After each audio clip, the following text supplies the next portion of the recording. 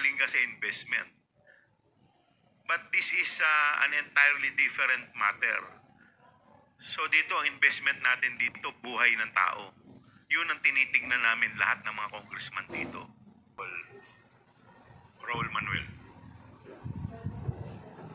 Thank you, Mr. Chair. Magandang hapon. Pati rin po sa ating mga resource persons for this briefing.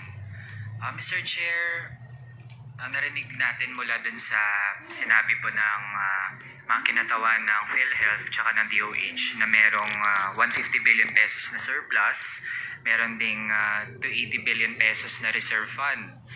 Ang malaking tanong dito para sa ating mga kababayan, Mr. Chair, sa mga panahon na sinasabing hindi kayang i-cover yung lahat ng mga medical expenses na ating mga kababayan, ay meron palang ganitong napakalaking pera, billion, hundreds of billions, Mr. Chair, na nakaimbak lamang. Kaya yung mga tanong ko, Mr. Chair, would dwell on paano ba nag-arise na may ganitong kalaking surplus at reserve fund ang PhilHealth sa mga panahon na kinakailangan ng ating mga kababayan ng urgent and accessible na mga healthcare services.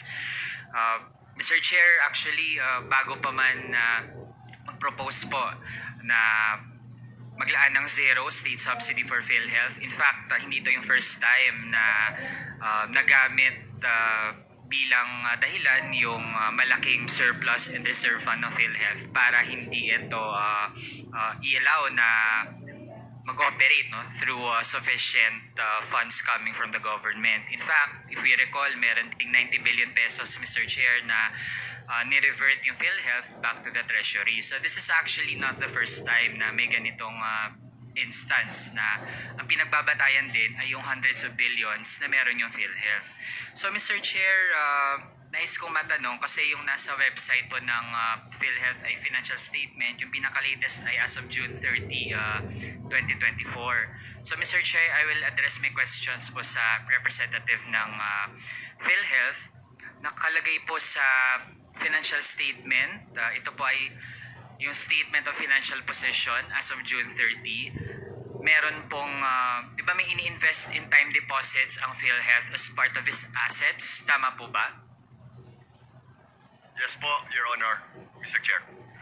Mr. Chair, as of June 30, 2024, ito ay nasa 99 billion pesos, 186 million, 90,980 pesos. Tama po ba? Yes, Your Honor. Yes, Mr. Chair. Mr. Chair, mari po bang maipaliwanag in simple terms, saan-saan po naka-invest itong tinatawag na investment in time deposits na umaabot ng actually nearly 100 billion pesos? Thank you. Mr. Chair, the funds are evenly distributed, almost evenly distributed sa Land Bank po at sa DBP po. Almost 50-50 po. Thank you, Mr. Chair. Mr. Chair, aside dun sa investment in time deposits, meron ding investment securities at amortized cost. Tama po ba? Yes po.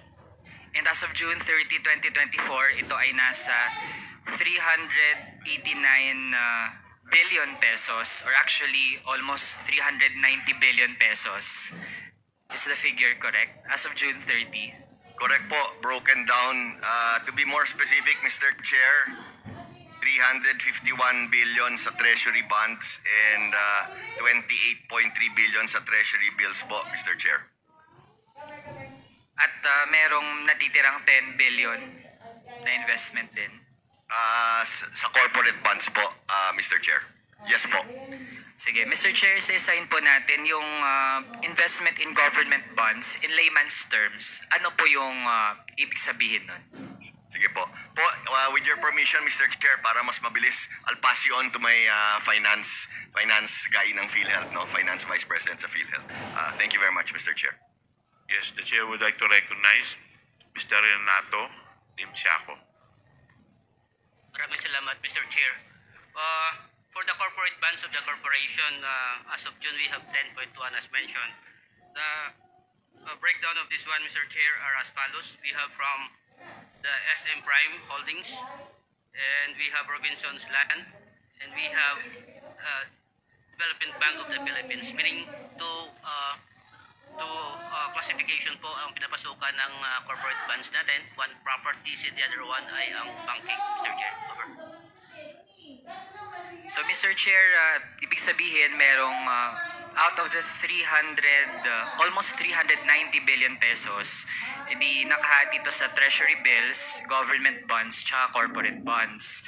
In layman's terms, di ba pag sinabi po nating bonds, ibig sabihin nag-invest, for po siya ng pagpapautang, tama po ba? Para mag-earn ng interest. Is that correct? Mr. Chair, when we talk about investment, Mr. Chair, this is the money that we invest to the particular corporation, Mr. Chair, particularly for the corporate banks. The law provides, UHC law provides that not to exceed 10% of our investable fund will be put in the corporate bonds, Mr. Chair. But this 10.1, Mr. Chair, is barely 2% of the total investable fund, Mr. Chair. So, yung point natin, Mr. Chair, ibig sabihin yung PhilHealth, nag-invest siya, merong treasury bills. So, ibig sabihin, under din ito sa Bureau of Treasury. Tama po ba? Tapos, meron ding, again, government bonds. Tapos, under the corporate bonds, ibig sabihin yung PhilHealth, nag-invest siya sa SM Prime Holdings. May investment din siya sa Robinson's Land Corporation, tsaka sa Development Bank of the Philippines. Is that Mr. Chair, correct? Mr. Chair, if I can just add. Mr. Ledesma. Yes. Thank you, Mr. Chair.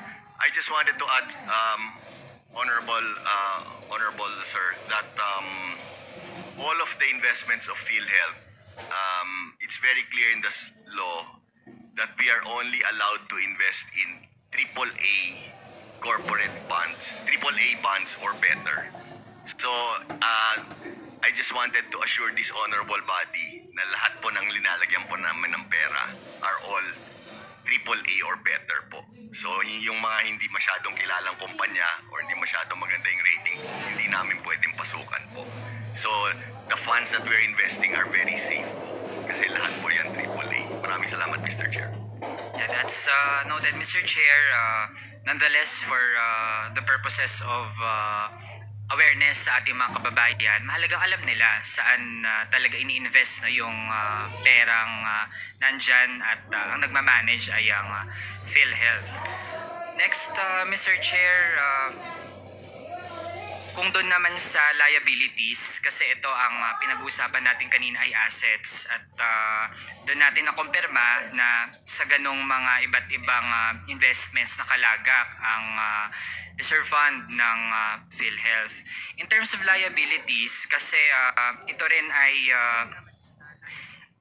nasisilip na ating mga kababayan at it seems to appear sa latest na mga statements of financial position ng PhilHealth na napakalaki ng liabilities. At ang nagpapalaki po dito, tama po ba merong nakalagay na provision for insurance contract liabilities? At mari po bang maipaliwanag, paano po na-compute itong insurance contract liabilities? Mr. Chair, can Yes, we Mr. acknowledge Ledesma. our actuary, SVP for Finance, Ma'am Neri? Miss actually. Nerissa Santiago, you're recognized. Thank you, Mr. Chair, and thank you, Your Honors. Yung po insurance contract liabilities, this is in compliance with the Philippine Financial Reporting Standards 4, wherein nire-require po tayo na i-put up as liabilities yung future na kakailanganin ng korporasyon para sa ibabayad na future na benefits, minus po yung matatanggap ng korporasyon. So, basically, ang formula po ng insurance contract liabilities is the present value of the future benefit payouts plus the present value of admin cost to administer these claims minus po yung present value of the contributions that the corporation will be receiving. Thank you, Mr. Chair. Follow up, Mr. Chair.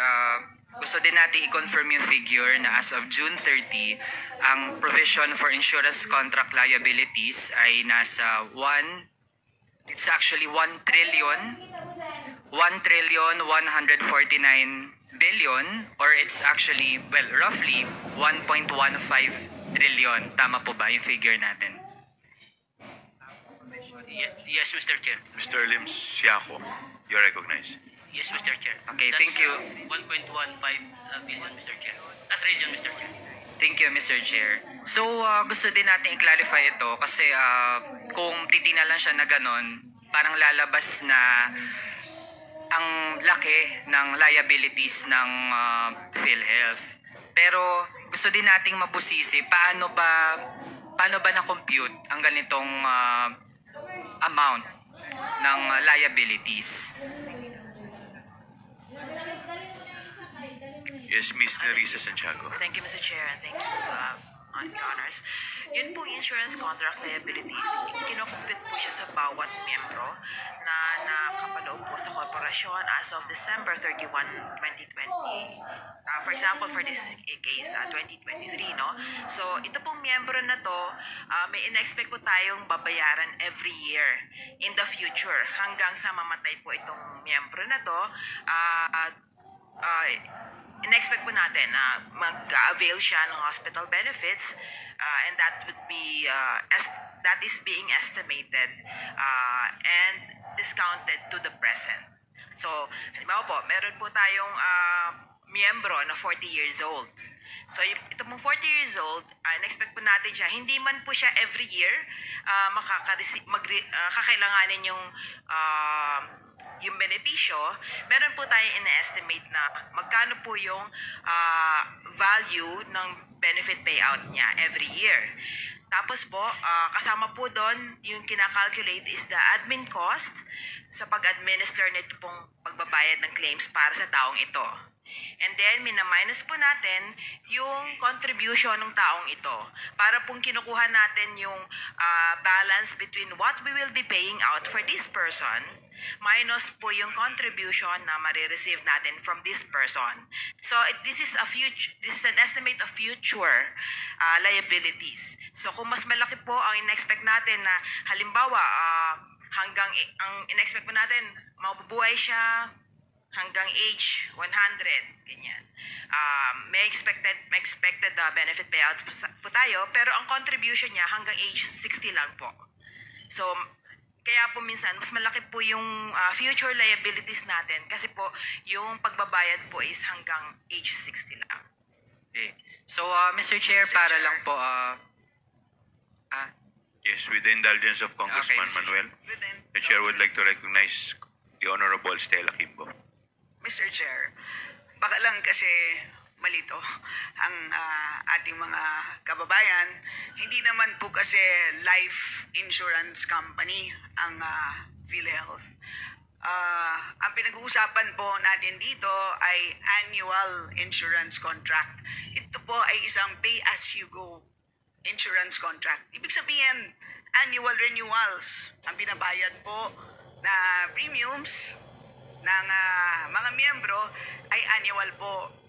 Kaya ang pinag-uusapan dapat natin dito na ICL ay para sa isang taon lamang. But we can stretch that because under the law, sinasabi na ang reserve fund natin ay dapat ay umabot ng 2 taon. Kaya pwede natin pag-usapan 2 taon. We should not be talking about preparing for liabilities for the entire lifetime of a member. Paano tayo magkakaroon ng liabilities na aabot ng 1 trillion pesos? Mas malaki pa yan sa kabuuang healthcare spending ng buong bansa. It does not make sense, Mr. Chair. Kaya yun po ang nakakapagtaka, Mr. Chair. Kaya sorry po, Yes. Kung Raul, kasi baka po malito na ang buong bansa doon po sa pagpapaliwanag ni Madam actually, Mr. Chair. Yes, Mr. Chair, actually Yes, would like please to... continue, Congressman Raul Manuel. Yes, I'd like to thank the interjection kasi Mr. Chair, kung titingnan lang yung itong June 30, 2024 na financial statement which is available online at sa mga kababayan din naman natin na mas gustong aralin itong issue ay nagko-causing po talaga ng confusion na ang dating tuloy ay para bang nalulugmok yung PhilHealth kasi ganito kalaki yung kanyang liabilities when in fact ganun nga po pala talaga yung supposedly, no, as mentioned by Rep. Kimbo, ganun dapat yung appreciation sana. No? In fact, Mr. Chair, yung basis ng PhilHealth to compute yung insurance contract liabilities, na-point out po ng COA itself na hindi po ma-ascertain yung faithful representation ng provision for ICL na umaabot ng 1.15 trillion for yun yung na-mention po natin because of several factors. Kaya dahil dyan, Mr. Chair, hopefully ay mas maging malinaw din po sa ating mga kababayan na ganito talaga yung financial standing ngayon ng PhilHealth na meron po siyang sobrang napakalaking assets in fact at marami doon ay nakalagay sa iba't ibang mga investments. Kaya yung gusto nating i-probe, Mr. Chair, bakit tayo umabot sa ganitong punto, di ba? Na also cited by COA, Mr. Chair, yung pag-manage din mismo ng reserve fund ng PhilHealth na yung investment ng funds actually ay hindi na-consider yung estimated na 2-year projected program expenditures ng PhilHealth. Ibig sabihin, mas nauna na prioritize paano ba pagkakitaan yung reserve fund na meron siya kaysa tiyakin yung benefits para dun sa mga kababayan natin. Na parang baligtad, Mr. Chair, di ba? Supposedly sinet up yung PhilHealth para tiyakin yung kalusugan ng mga kababayan natin. Tapos kung meron siyang sobrang pera, yun yung gamitin niya, pwedeng, halimbawa, may invest siya, edi, tapos tingnan niya saan siya pwedeng mas kumita. Ganun sana yung priorities, Mr. Chair. Pero in the past years talaga, kabaligtaran po yung nangyari. And in fact, even COA cited this sa kanyang mga naging audit reports sa PhilHealth. So, with that, Mr. Chair, so to wrap up in my interpellation, Mr. Chair. Yes, before I recognize you, gusto ko lang maunawaan yung point ni Congressman Raul Manuel. So, ang punto po ninyo, parang mas prioritize yung investment kaysa sa pagtulong sa healthcare.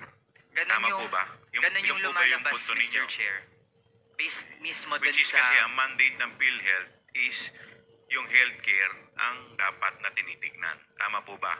Yes, Mr. Chair. Based on the financial standing at kinaka-proud ko po yung So PhilHealth. would you pero like yun to pala yung respond to lumalabas. that, Mr. Ledesma? Yes, Mr. Chair, please. Thank you, Mr. Chair.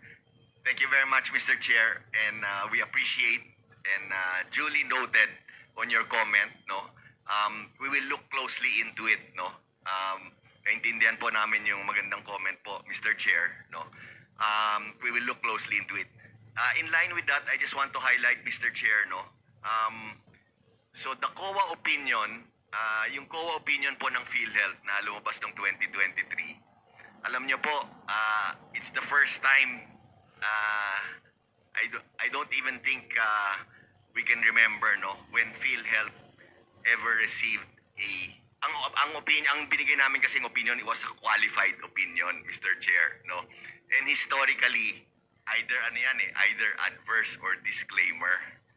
It was the first year this year, Mr. Chair, in 2023, I'm sorry, that we received a qualified opinion. I think, Mr. Chair, that's a testament to na talagang moving forward po ang PhilHealth, no? Malaking improvement sa amin yon, no? But again, duly noted, and thank you, Mr. Chair. I think it's a very interesting comment and opinion, no? We will, I personally will look closely into it and review. We may have to change our policy, no? Thank you very much, Mr. Chair. Following that line of questioning of Congressman Raul Manuel, curious lang ako dito sa isang article na nabasa ko about the comment of the President. Ang sabi po dito ni Presidente, there was this one chance interview. Ito po ay nilabas ng Inquirer. Sabi po ng Presidente, the reason we do not want to subsidize PhilHealth because the subsidy uupo lang sa bank account ng PhilHealth. Hindi magagamit Marami tayong paggagamitan noon. So that's the simple explanation there. Now, my question is, yung subsidy po ba ninyo, saan nyo normally pinapasok na account ito? Sa savings, sa time deposit, o sa current? Mr. Chair, Yes, please. of course, the subsidy from the national government receive po ng ating kahera, and ito po ay pinapasok natin dalawang bagay po. Benefit payment, pangbayad natin sa mga benepisyo. Pag hindi po natin magagamit, Mr. Chair, of course, we have also collection from the direct contributors, ay pinapasok po natin ito sa investment po. Saan sa? Investment. Sa investment din. Apo, So ibig sabihin, yung subsidy na supposedly ay binibigay ng gobyerno na tulong para magamit sa healthcare na ipapasok sa subsidy, hindi sa healthcare. Mr. Chair, let me clarify, Mr. Chair. Please, clarify. Pambayad po natin sa ating benefit from the healthcare providers, Mr. Chair. That's number one. Pag hindi po siya magagamit because mayroon naman tayong enough funds, no, from the direct contributors as well. Kasi ano to Ano pong instance na nagamit ninyo yung subsidy? Mr. May Chair, mga instance po ba? Kasi kayo na po nagsasabi na ang dami nating pondo. So sobra-sobra yung pondo natin. In fact, may reserve pa tayo. Tapos ngayon, may subsidy. May reserve na, may subsidy pa. So, kasi parang ang interpretation ko dito, ewan ko kung tama yung pagkakaintindi ko, binibigyan tayo ng subsidy para gamitin sa healthcare, pero nangyayari, parang ngayon naririnig ko po, additional investment na naman po. Kasi, susundan ko po yung statement pa ng ating Pangulo. Ang sabi po ng ating Pangulo,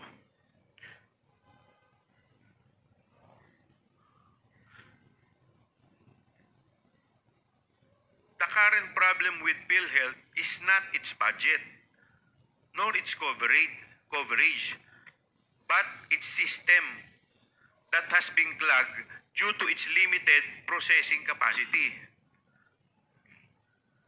So baka mamaya, masyado tayong nakapokus doon sa investment aspect. Medyo hindi na natin, yung serbisyo natin dito sa healthcare, medyo hindi na natin naasikaso. Ito naman talaga ang primary, ito concern lang po ako because ako po meron po akong ka-tie up na dialysis sa district ko. So nung narinig ko po to, kinabahan ako, baka mamaya tamaan yung mga tinutulungan natin mga pasyente, mga dialysis patient natin. But ngayon, naririnig ko po, parang puro investment yung naririnig ko, parang mali yata yung napasok. Yes, please. Mr. Chair, actually, thank you very much for that comment. Maganda po yung comment nyo. I'll try to answer your question best possible, no? And then I think Sir Net will also want to add, no? Alam nyo, Mr. Chair, ang pwede rin kasi nangyari doon, masyadong malakas yung collection ng premium contributions. In other words, overflowing or na-overstate yung collection ng premium contributions. Secondly, baka pwede rin ang plano namin gawin after the very good comments, Mr. Chair, of Kong Manuel, no? We are going to change our policy and focus more on benefit expansion, which we are currently doing, no? So, ang gagawin namin, well, number one, baka masyadong malakas nga yung overflowing yung premium contributions, diba? And then secondly, we will really focus, or we will continue to what we've been doing in the last 2 years on benefit expansion po, no? Yes, kasi alam mo, Mr. Ledesma, kami po kasi may sarili-sarili kami mga constituents. At number one po talaga sa problema ng constituents namin is healthcare. Yan talaga number one. Ang laking bagay po sa amin yung mga ini-endorse po namin sa DOH, yung mga guarantee letter. Ang laking bagay po niyan.